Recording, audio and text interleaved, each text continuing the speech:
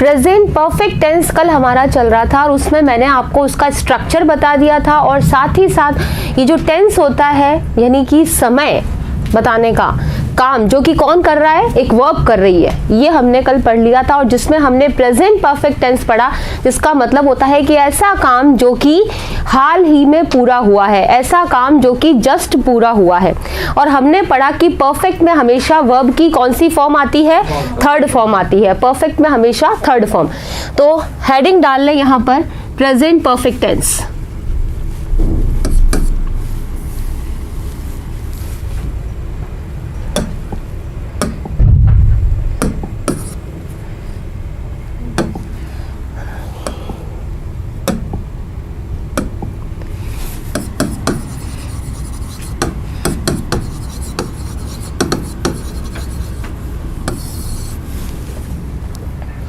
इसका स्ट्रक्चर हमने कर लिया था कल, ठीक है।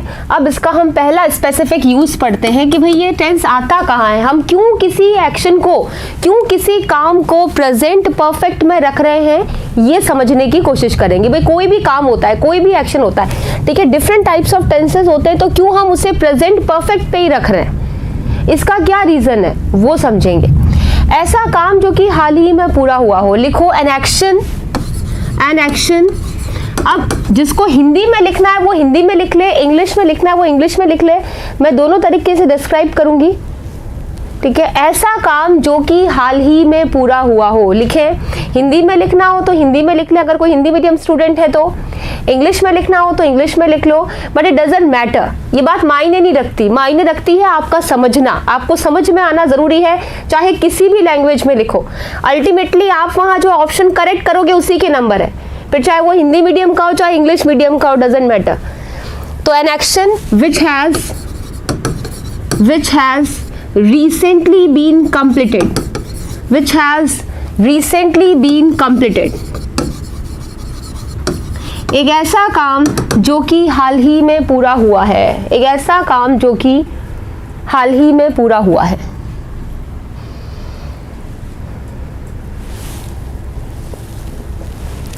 अब कुछ ऐसे कीवर्ड्स हम यहाँ पर देखेंगे, कुछ ऐसे एडवर्बियल्स हम यहाँ पर देखेंगे जो हमें सीधा सीधा ये बता देते हैं कि ये जो काम है वो हाल ही में पूरा हुआ है। ऐसे साफ सुथरे कुछ शब्द होते हैं जिन्हें हम एडवर्बियल्स कहते हैं, ठीक है। आप उन्हें कीवर्ड्स कह सकते हैं, आप उन्हें एडवर्बियल्स कह सकते हैं, जो ये दिखाएंगे कि काम हाल ही में पूरा हुआ है। जैसे जस्ट, जस्ट का मतलब क्या होता है, अभी अभी, यानी कि काम जो है वो अभी पूरा हुआ है, जस्ट पूरा हुआ है। फिर अगर मैंने कहा जस्ट नाउ, तो जस्ट नाउ का मतलब भी काम जो है वो अभी पूरा हुआ है। रिसेंटली, रिसेंटली का मतलब भी काम हाल ही में पूरा हुआ है। लेटली, लेटली का मतलब भी काम हाल ही में पूरा हुआ है। ऑलरेडी, लिखते रहना साथ में क्योंकि मुझे ये हटाना पड़ेगा अभी। ऑलरेडी का मतलब भी काम जो है वो पहले ही पूरा हो चुका है। अल्टीमेटली देखो, परफेक्ट का मतलब क्या है, पूर्ण। पूर्ण का मतलब पूरा, ऐसा काम, बात हो रही है काम की, ऐसा काम जो कि पूरा हो गया है, पूरा। और प्रेजेंट का मतलब जो वर्तमान में ही पूरा हुआ है, इसे हम कहते हैं प्रेजेंट परफेक्ट। क्लियर? तो हमने वर्ड लिया just, just now, recently, lately, already. इसी की तरह लिखे सो फार, सो फार।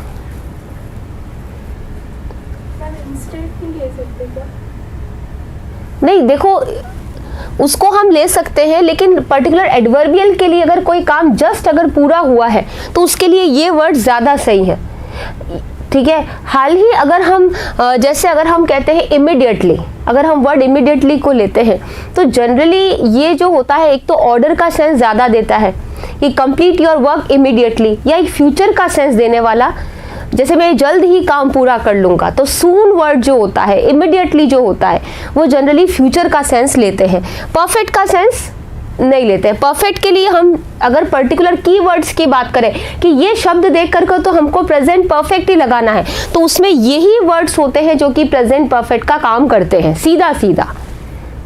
ठीक है। सो फार के बाद अगर एक सो फार जो होता है सेंटेंस अगर पॉजिटिव हो तब भी रहता है, नेगेटिव हो तब भी रहता है, लेकिन ये बाकी सारे वर्ड्स केवल किसको दिखाते हैं, पॉजिटिव सेंटेंस को दिखाते हैं। सो फार जो होता है वो पॉजिटिव भी रहता है, नेगेटिव भी रहता है।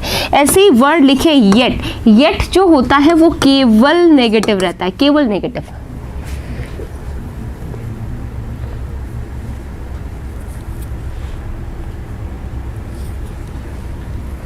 देन इसका एग्जाम्पल लिखें।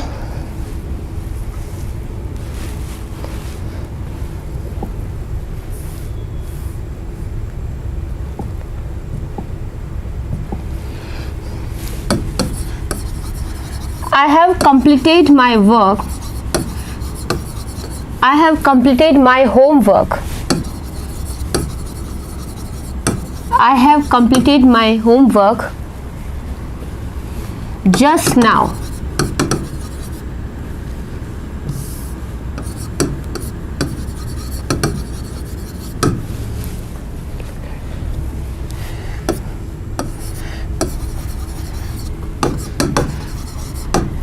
I have just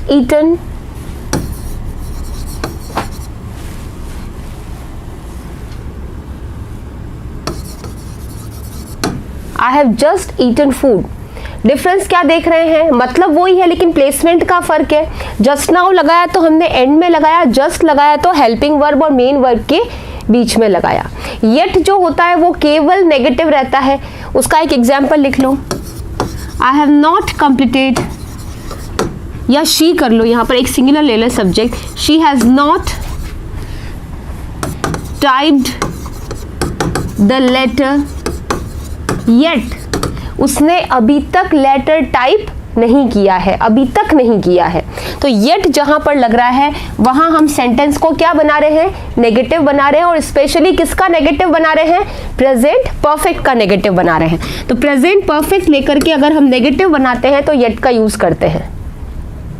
इसके अलावा अगर हम वर्ड्स देख रहे हैं रिसेंटली, ऑलरेडी, ठीक है, तो रिसेंटली, ऑलरेडी, लेटली का जो प्लेसमेंट रहता है, जो उसका यहाँ पर इंसर्ट करना रहता है, सेंटेंस में लगाना रहता है, वो हम कहाँ लगाते हैं, हेल्पिंग वर्ब और मेन वर्ब के बीच में लगाते हैं। यानी इसका प्लेसमेंट यहीं पर रहेगा। जहाँ जस्ट है वहाँ आप ऑलरेडी भी लगा सकते हैं। I have already eaten my food, correct. I have lately eaten my food, correct. I have recently eaten my food, correct. Correct है ये। लेकिन जस्ट नाउ को मैंने एंड में लगाया है, येट को मैंने एंड में लगाया है, ठीक है, सो फार को मैंने एंड में लगाया है, ये एंड में लगने वाले होते हैं। अब येट को लगाया तो सेंटेंस प्योरली नेगेटिव बनेगा। क्लियर, ठीक है। नेक्स्ट एक एग्जाम्पल लिखें, जैसे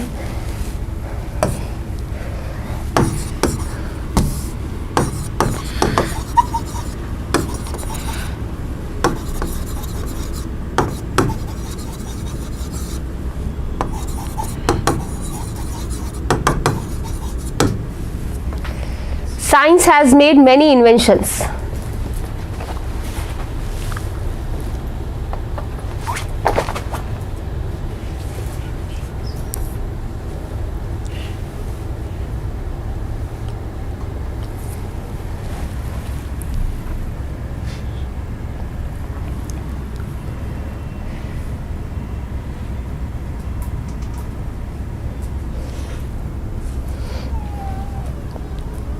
ऐसा काम जो कि चल रहा है, मतलब जो काफ़ी टाइम से चलते आ रहा है लेकिन उसका प्रेजेंट पर इफेक्ट भी रहता है, वो भी प्रेजेंट परफेक्ट ही रहता है।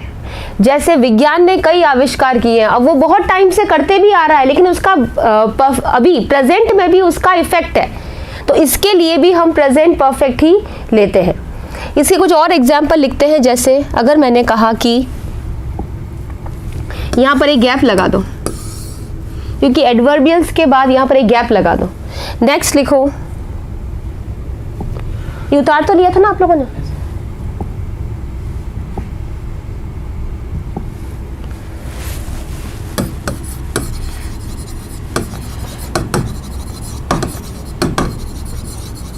I have cut my finger, मैंने अपनी अंगुली काट ली है। इसका क्या मतलब है कि काम हुआ तो है पर उसका इफेक्ट क्या है, अभी तक है। इफेक्ट अगर प्रेजेंट पर भी रहता है, ऐसा काम जो कि पहले टाइम पे हुए हैं और उसका इफेक्ट अगर अभी भी रहता है, अंगुली काट ली है मतलब अंगुली कटने के बाद क्या हो रहा है, खून भी तो निकल रहा है।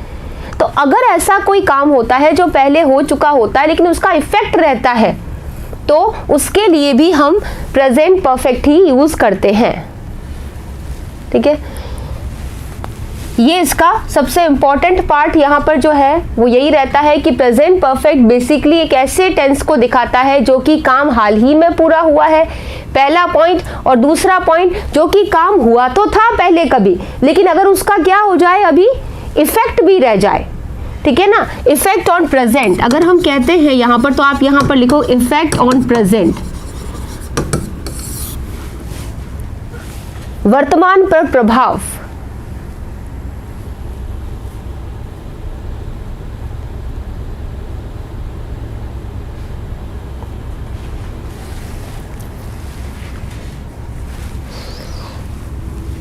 Second point,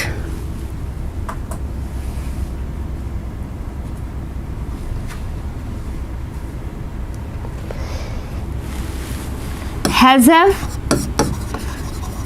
plus been plus third form, has have plus been plus third form।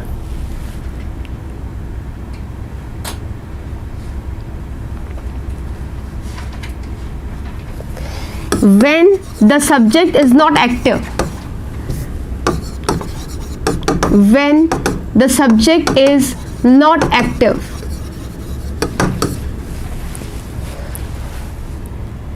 जब सब्जेक्ट जो होता है वो खुद काम नहीं करता है। जैसे मैंने कहा यहाँ पर कि he has sold all the mangoes,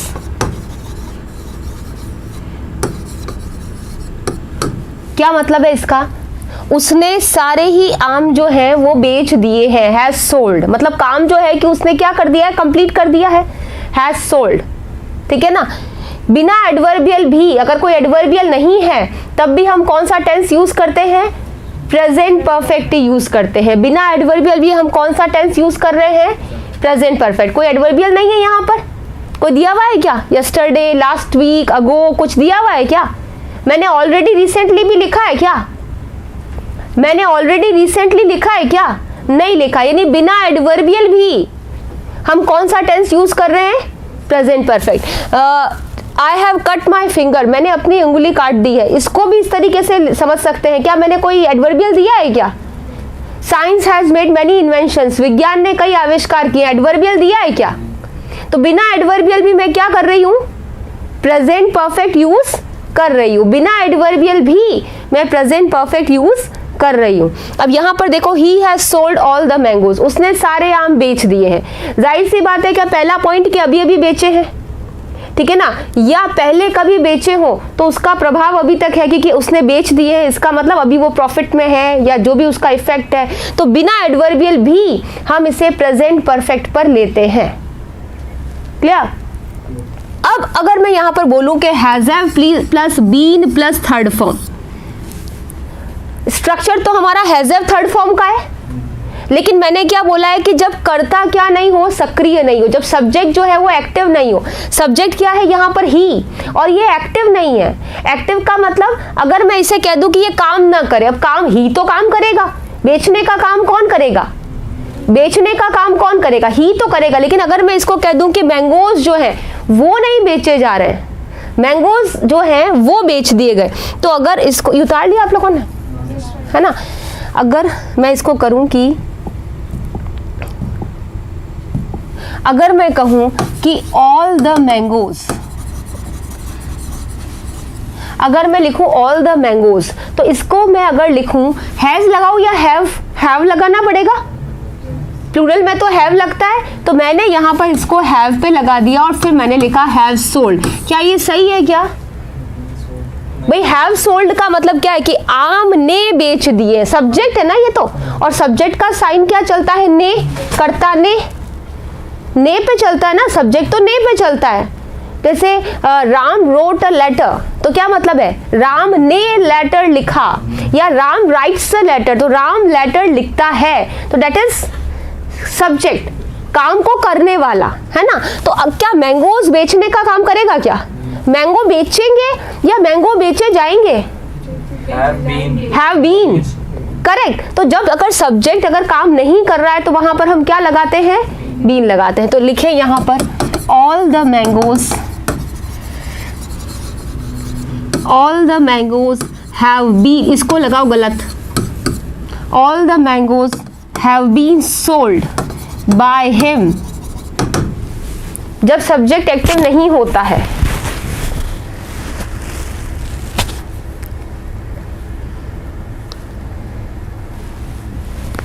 आपके एग्जाम में प्रेजेंट परफेक्ट की ये लिमिट है, इस तरह का प्रेजेंट परफेक्ट आएगा, ज़्यादा डेप्थ पर प्रेजेंट परफेक्ट नहीं आता है आपके, इतना आएगा। इसके बाद नेक्स्ट लिखें यहाँ पर second point, past perfect tense. इसके अलावा हम जब अभी क्लोज टेस्ट की प्रैक्टिस करेंगे और डिफरेंट टाइप के अभी सेट्स निकालेंगे क्वेश्चन पेपर्स, और उसमें अगर डेप्थ पूछते हैं या कहीं कोई पॉइंट आता है तो वो मैं आपको अलग से बता दूंगी। नेक्स्ट लिखो पास्ट परफेक्ट।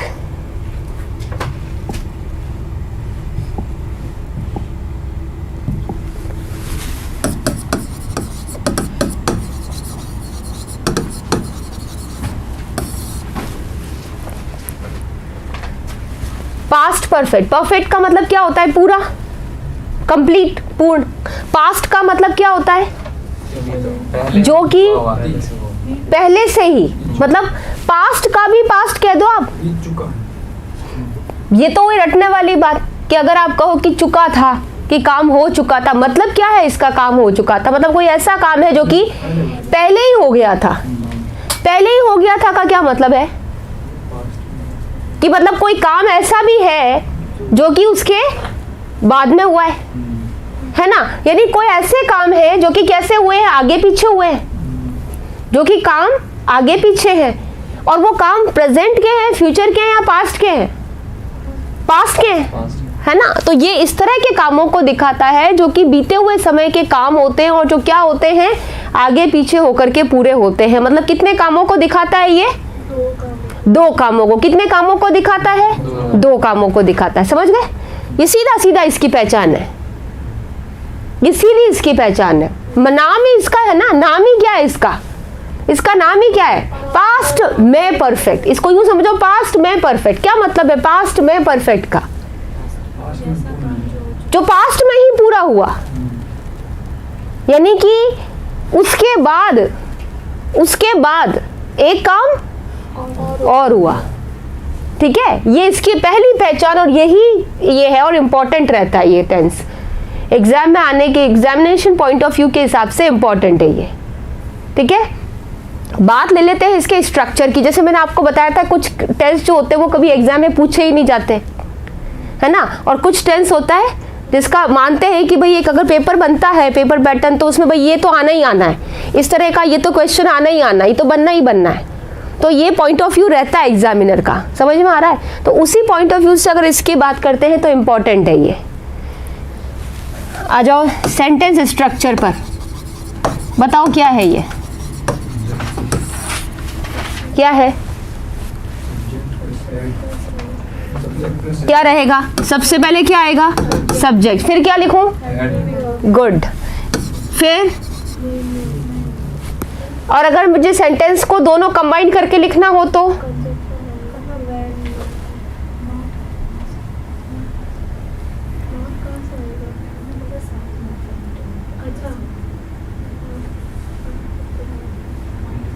हमारे टेंस खत्म होने को आए हैं। मैं यहाँ क्या लगाऊं? हाँ, है ना। हाँ ठीक है, क्या लगाऊं यहाँ पे मैं? अगर मुझे सेंटेंस को नेगेटिव बनाना है तो हम क्या लगाएंगे? नॉट। कहाँ पर लगाएंगे? हाँ ठीक है, अगर नॉट हटा दे तो सेंटेंस कैसा बन जाता है? एफर्मेटिव प्लस वर्ब की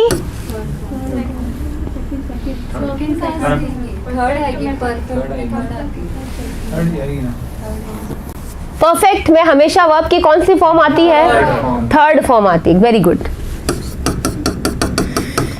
याद रख लेना कि ये जो क्लास जो है वो मिक्स चल रही है अभी, ऑनलाइन ऑफलाइन। अगर ये ऑफलाइन तो होती ना मैं वहाँ नहीं आ सकती, बस इसका फ़ायदा मत उठाना तुम लोग। सही जवाब दे देना मेरे को। हाँ, परफेक्ट में वर्ब की कौन सी फॉर्म लग रही है? थर्ड फॉर्म लग रही है, ठीक है। ओके, हाँ सोच समझ के बोलना कुछ। हाँ बनाओ भाई इंटरोगेटिव, कैसे लगेगा? सबसे पहले क्या लगेगा? WH वर्ड मिक्स करके लिख लेते हैं। इंटरोगेटिव दो प्रकार के होते हैं, सारे टेंस में पढ़ा है हमने।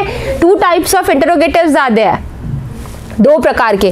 पहला कौन सा होता है? जो कि हेल्पिंग वर्ब से स्टार्ट होता है, जो कि हमें सिर्फ किसका जवाब देता है? यस या नो का। दूसरा कौन सा होता है? WH वर्ड, ठीक है, और ये हमें पूरा जवाब देगा। लेकिन बात वही है कि अगर आगे WH वर्ड लगता है तो पीछे का स्ट्रक्चर तो वही इंटरोगेटिव ही रहेगा। मतलब पहले हम यहाँ पर क्या लिखेंगे? हेल्पिंग वर्ब ही लिखेंगे। तो मैं यहाँ पर पहले क्या लिखूंगी? Had plus subject plus not. अगर मुझे इंटरोगेटिव में भी क्या बनाना पड़ जाए? नेगेटिव, है ना। जैसे तुमने ये काम क्यों नहीं किया था, क्यों नहीं, मतलब हम क्यों भी बोल रहे हैं WH वर्ड, फिर हम उस क्वेश्चन को भी क्या बना दे रहे हैं? नेगेटिव बना दे रहे हैं, है ना। तो हम यहाँ पर नॉट लगा रहे हैं, ठीक है। फिर थर्ड फॉर्म प्लस ऑब्जेक्ट, ठीक है। ऑब्जेक्ट क्या होता है? जवाब मांगता है, जो वर्ब से जवाब मांगे, वर्ब का जिस पर इफेक्ट आए, जो क्या का जवाब मांग रहा है, दैट इज ऑब्जेक्ट, ठीक है। ये ऑब्जेक्ट होता है। सब्जेक्ट मैंने आपको बता दिया, जो मेन काम करने वाला होता है वही होता है। पढ़ क्या रहे हैं हम? टेंस पढ़ रहे हैं। टेंस में क्या होता है? सब्जेक्ट खुद काम करने वाला होता है, यानी ये जो एक्शन जो होता है, ये जो काम जो होता है, इसको कौन कर रहा है? सब्जेक्ट कर रहा है, इस काम को कर रहा है, वो यही कर रहा है, ठीक है। तो ये होता है हमारा एक्टिव, सक्रिय। कौन एक्टिव है? Very good. कौन एक्टिव है? सब्जेक्ट एक्टिव है। गुड, समझ गए स्ट्रक्चर, ठीक है। अब बात आती है इसके यूज की।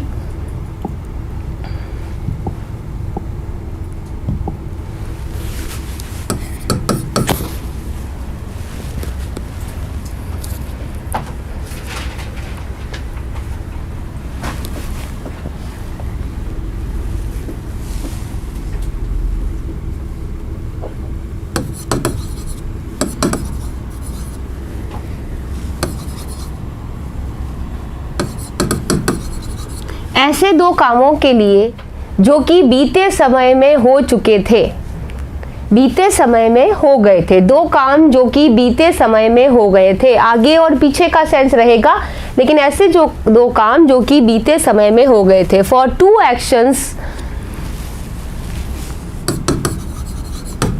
for 2 actions that were occurred in past। ऐसे 2 कामों के लिए जो कि बीते समय में घटित हुए थे, बीते समय में हुए।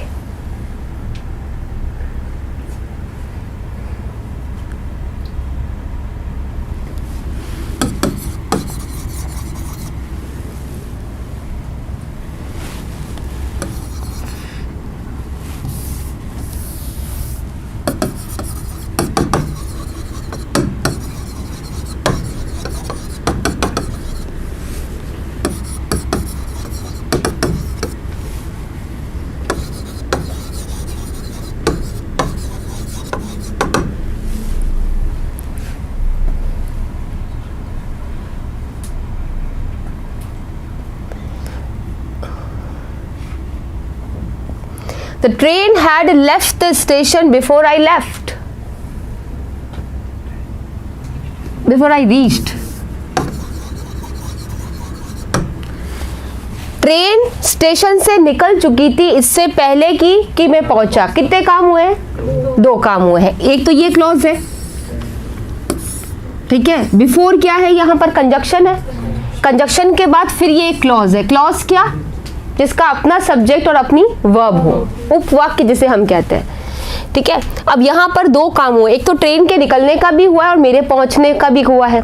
दोनों एक्शन कैसे हुए हैं? पास्ट में हुए हैं, बीते समय हुए हैं। पहले क्या हुआ? निकल गई, हैड लेफ्ट। तो ये जो पहले ही काम हो गया था वो पास्ट परफेक्ट का रहेगा, ठीक है, और जो काम बाद में हुआ यानी कि मैं बाद में पहुंचा, ठीक है, तो उसके लिए हम लगाएंगे सेकंड फॉर्म। यानी बाद वाली घटना किस में आती है? सेकंड फॉर्म में आती है। अब इसको पढ़ेंगे कैसे? मेरे स्टेशन पहुंचने से पहले गाड़ी निकल चुकी थी, मेरे स्टेशन पहुंचने से पहले गाड़ी निकल चुकी थी, ठीक है। अब जनरली क्या होता है कि अगर हम बिफोर की जगह आफ्टर कर देते हैं, अगर हम बिफोर की जगह आफ्टर कर देते हैं तो ये क्या हो जाता है? ये इन्वर्स हो जाएगा। मतलब कैसे हो जाएगा? इस सिंपल पास्ट को तो हम कहाँ लेकर के आ जाएंगे? आगे लेकर के आ जाएंगे। तो आई रीच्ड आफ्टर, टेंस थोड़ी बदलेगा, काम तो बाद में ही हुआ ना, जो काम बाद का है वो तो बाद ही में ही रहेगा, वो सेकंड फॉर्म पे ही रहेगा। पढ़ेंगे कैसे इसको? आई रीच्ड आफ्टर, मैं तो बाद में पहुंचा, पहले क्या हुआ? गाड़ी निकल चुकी थी। I reached after the train had left the station, the train had left the station. Hindi क्या होगी इसकी? मेरे स्टेशन से निकल चुकने के बाद, सॉरी, द ट्रेन के स्टेशन से निकल चुकने के बाद मैं स्टेशन पहुंचा। समझ में आया? निकल जाने के बाद, हाँ, नहीं निकल चुका है ना, वो पहले ही हो चुका था, काम पहले ही हो चुका था। ट्रेन के स्टेशन से निकल चुकने के बाद मैं पहुंचा। दो कामों को बताना पड़ेगा आपको, ठीक है। एक और लिखो एग्जाम्पल, ये लिख लिया आप लोगों ने? समझ में तो आया ना? दो काम हो रहे हैं। पहले जो काम हुआ वो पास्ट परफेक्ट का होगा, बाद में जो काम हुआ वो सिंपल पास्ट का होगा। बीच में बिफोर आ रहा है, इसका मतलब जो काम पहले ही हो चुका था वो पास्ट परफेक्ट का आएगा, जो काम बाद में हुआ वो सिंपल पास्ट का होगा। अगर बीच में आफ्टर आए तो इसका मतलब जो काम बाद में हुआ वो पहले आएगा। यहाँ पर आई रीच्ड आफ्टर, तब सेकेंड फॉर्म पहले आएगी और पास्ट परफेक्ट क्या होगा? बाद में आएगा। नेक्स्ट एक और एग्जाम्पल लिख लो।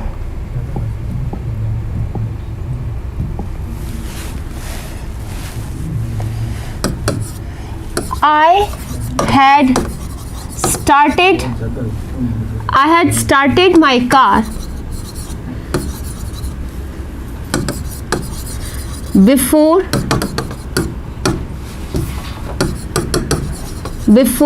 the signal turned red। क्या मतलब है इसका? मैंने अपनी कार स्टार्ट की सिग्नल के लाल होने से पहले। हाँ, सिग्नल के लाल होने से पहले मैं मेरी कार स्टार्ट कर चुका था, है ना। सिग्नल के स्टार्ट रेड होने से पहले, before the signal turn red, signal के रेड होने से पहले मैं मेरी कार शुरू कर चुका था। I had started my car. और इसको हम आफ्टर से भी लिख सकते हैं। मतलब हाँ, before the signal turn red, signal लाल नहीं हुआ उससे पहले ही क्या हुआ? मैंने मेरी कार स्टार्ट कर ली थी। मतलब कार तो स्टार्ट कर ली, लेकिन अभी तक क्या नहीं हुआ है? सिग्नल रेड नहीं हुआ है, ऐसा। अब इसको अगर हम आफ्टर से लिखे तो कैसे लिखेंगे? The signal turn red, the signal turn red. अब जैसे ही कंजक्शन आफ्टर आएगा तो क्या होएगा? सेकेंड फॉर्म कहाँ आ जाएगी? पहले आ जाएगी। सेकेंड फॉर्म पहले आ जाएगी। तो सिग्नल टर्न रेड आफ्टर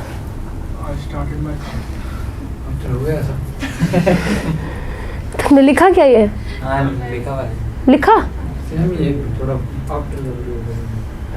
लिख लिया? हाँ, लिख लिया। हाँ, लिखो।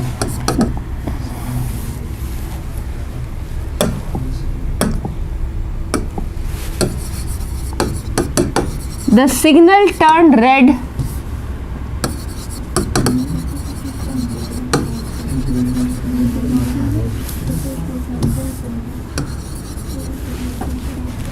after I had started my car.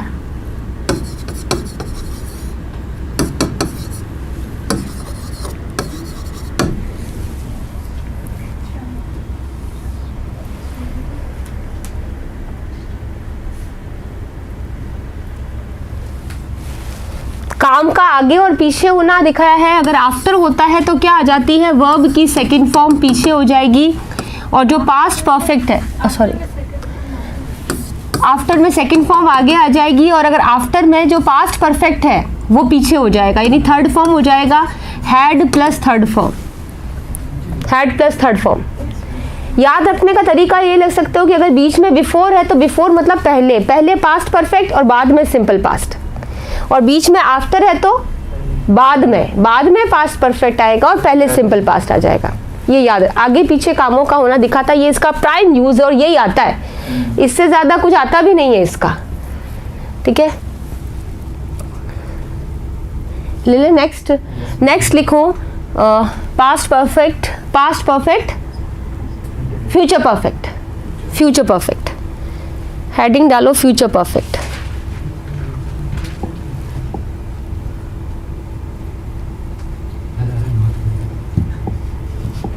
क्या हुआ?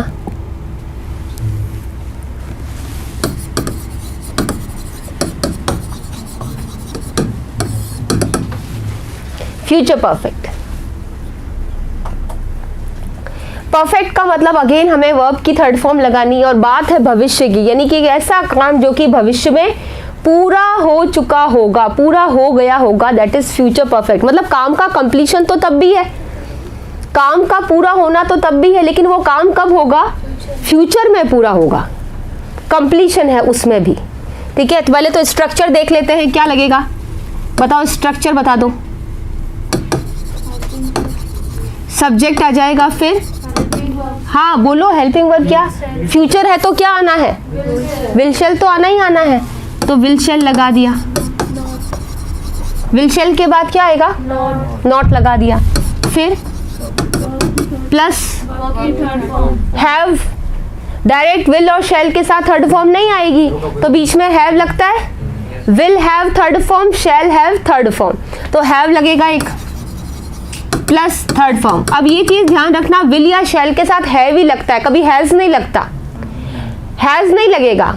कोई ये समझे कि अगर सब्जेक्ट सिंगुलर है तो मैं विल या शैल के साथ हैज लगा दूं, तो वो नहीं होता है, विल या शैल के साथ हैव ही लगता है, have plus third form plus object. अब यहां पर इसको कम बनाओ, interrogative, WH word plus will या शैल प्लस सब्जेक्ट आएगा पहले, प्लस नॉट प्लस